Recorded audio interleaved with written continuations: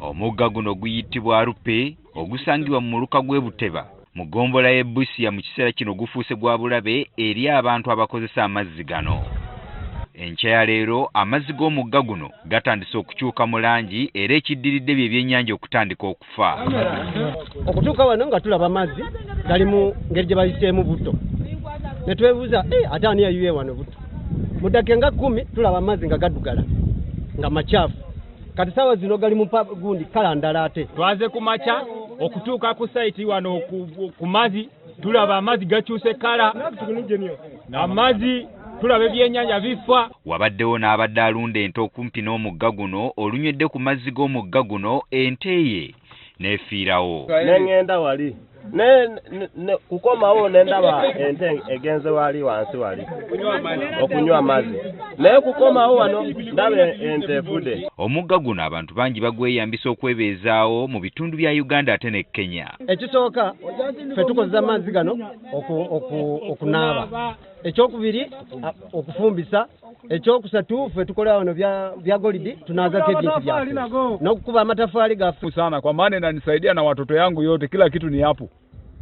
Alafu hii inanisaidia kupata chakula, mboga, kila kitu hapo. Hata nikipanda mahindi na nyunyizia maji, hata nikipanda mchele na nyunyizia maji. Hiyo maji ni ya maana kwangu sana. Wakati yenye hiyo vitu inatendeka, watu wetu wenye wanatusaidia, wametusaidiaje? Sisi tunanyanyashwa sana huku. Kyokka abantu bakyatabuddwa oba bali ebyennyanja bino kuba biyinza okuba eby'obulabe eri obulamu bwabwe. Abamu balowooza nti obuzibu bwandibanga bwavudde ku bikyafu ebiva mu kirombe kisimwamu zaabu Kiwagayi Gold Mining Company.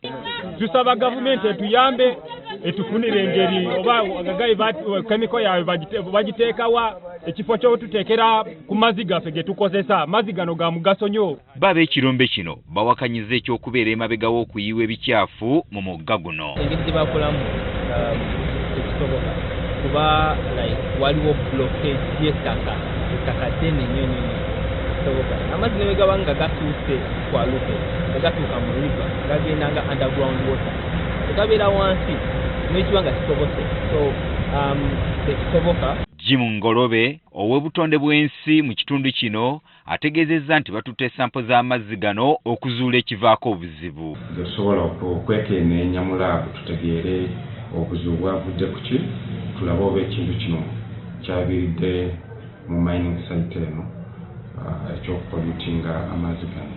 Mu kiseera kino abantu basabiddwa okugira nga beesonyiwa okukozesa amazzi g'omugga guno okutuusa nga abakugu bababuulidde ekiddako.